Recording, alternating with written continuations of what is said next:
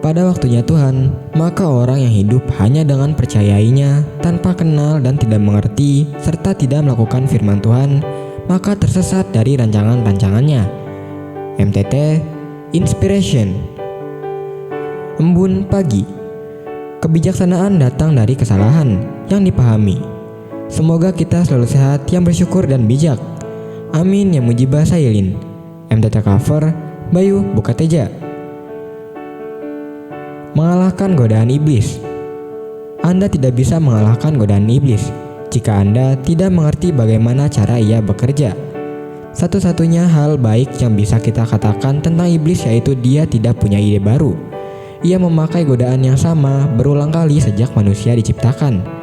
Allah dengan jelas telah memperingatkan Adam dan Hawa bahwa mereka boleh memakan buah dari pohon manapun di taman itu, kecuali dari pohon pengetahuan tentang yang baik dan yang jahat. Ketika iblis menggoda Hawa, dia bertanya padanya, "Apakah Allah benar-benar berkata begitu?" Kemudian mujuknya, "Ayo coba saja, kau sekali-kali tidak akan mati jika makan ini. Kau juga akan menjadi seperti Tuhan." Iblis menggunakan pola yang sama dalam hidup Anda setiap hari. Iblis dapat memanfaatkan keinginan apapun dan merusaknya. Kemudian ia membuat Anda meragukan firman Tuhan dan berbisik, "Apakah Tuhan benar-benar mengatakan itu?" Dia memanfaatkan benih keraguan Anda dan menumbuhkannya menjadi sebuah kebohongan yang dia tahu Anda mudah terjebak ke dalamnya. Kuncinya bukanlah menahan godaan, melainkan mengetahui bagaimana caranya merespon pola iblis yang sebenarnya bisa ditebak.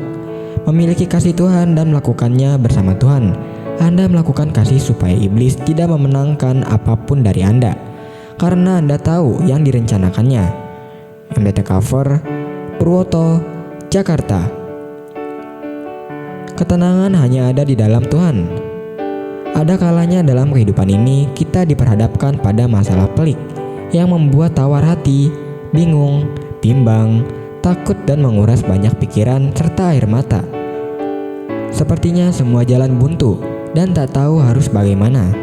Tak ada yang terjadi secara kebetulan di dunia ini. Tuhan sudah mengatur sedemikian rupa sesuai rencananya. Kadang Tuhan menempatkan kita pada suatu tempat di mana kita tidak suka, tapi kita harus menjalaninya walau pahit dan pedih yang kita rasakan. Jalan satu-satunya adalah tinggal dalam ketenangan, dan ketenangan itu hanya dapat diperoleh dari Tuhan. Ketenangan dalam Tuhan juga akan memberi kekuatan untuk tetap berserah dalam keadaan apapun. Bukankah di dalam ketenangan ada kedamaian?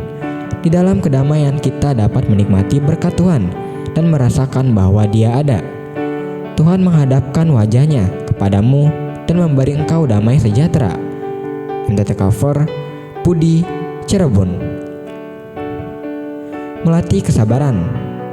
Banyak orang berkata, "Aku cukup sabar menghadapi masalah ini." Namun ada juga yang berkata, "Kesabaranku ada batasnya." Sejauh mana kita dapat mengerti arti kata sabar itu?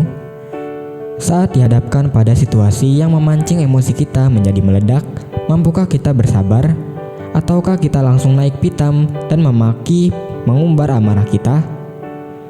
Kesabaran adalah salah satu buah roh yang harus kita miliki. Memang tidak mudah bagi seseorang untuk menguasai dirinya dengan tetap bersabar. Entah itu bersabar menghadapi suami yang kasar atau anak-anak yang memberontak. Terlebih lagi sabar dalam menantikan janji Tuhan dalam hidup kita. Menanti sesuatu yang kita harapkan terkadang membosankan dan memerlukan kesabaran.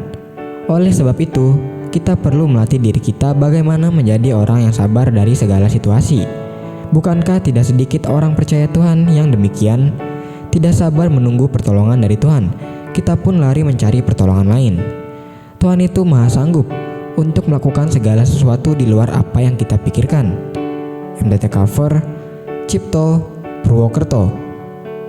Firman Tuhan, berbahagialah orang yang engkau pilih dan yang engkau suruh mendekat untuk diam di pelataranmu. Kiranya kami menjadi kenyang dengan segala yang baik di rumahmu, di baitmu yang kudus. MTT Cover Sulaiman, Cirebon.